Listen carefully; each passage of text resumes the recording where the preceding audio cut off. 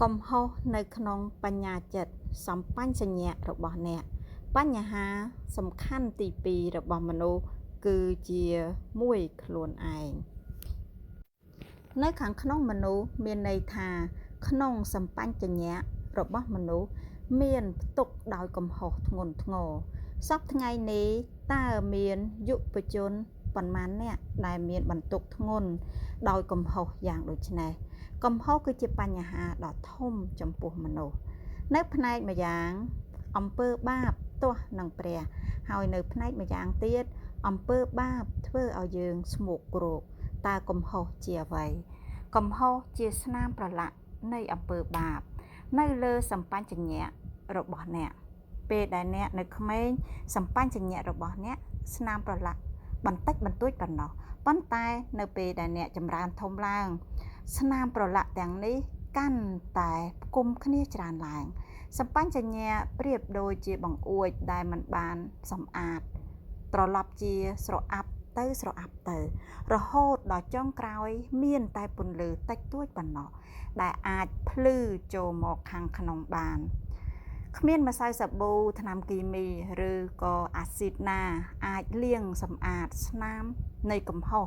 ចេញពីសម្បញ្ញៈរបស់អ្នកបានទេសូម្បីតែគ្រាប់បែកនុយក្លេអ៊ែរក៏មិនអាចដកស្នាមប្រឡាក់នេះចេញបានដែរសម្បញ្ញៈរបស់អ្នកត្រូវការអ្វីមួយដែលមានកម្លាំងខ្លាំងជាងនេះនោះគឺព្រះលោហិតដ៏មានតម្លៃរបស់ព្រះគ្រីស្ទហេព្រើរជំពូក9ខ14និយាយថាចំណងបើព្រះលោហិតរបស់ព្រះគ្រីស្ទនោះនឹងសម្អាតទាំងសម្បញ្ញៈរបស់អ្នកពីអស់ទាំងការស្លាប់ផងដើម្បីឲ្យបានបម្រើព្រះដ៏មានព្រះជន្មរស់តើជាងអំបានបានទៅទៀតព្រះលោហិតរបស់ព្រះគ្រីស្ទមានចេស្តាគ្រប់គ្រាន់នៅក្នុងការជំរះ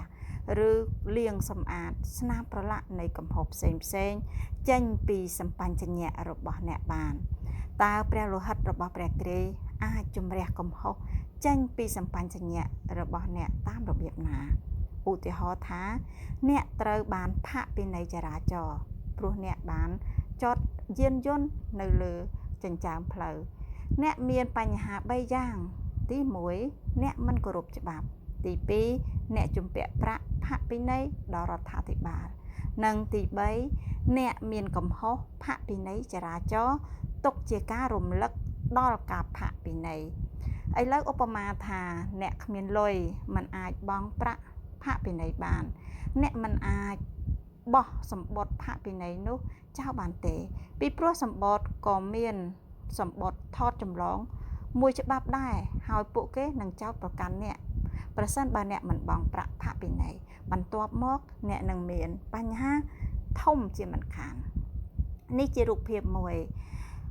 រៀបរាប់ពីអ្វីដែលអ្នកត្រូវកើតឡើងនៅពេលដែលអ្នកធ្វើអំពើបាបទី1អ្នកធ្វើខុសច្បាប់របស់ព្រះគឺបានធ្វើទាស់នឹងព្រះទី2អ្នកជាប់ជំពាក់នឹងច្បាប់របស់ព្រះ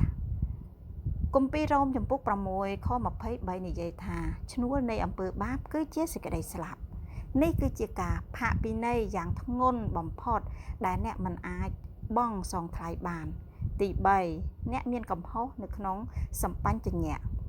ប្រៀបដូចជាសម្បត្តិផាកពិន័យនៅក្នុងហៅប៉ាវរបស់អ្នកដែលតែងតែរំលឹកឲ្យអ្នកដឹងពីកំហុសរបស់ខ្លួន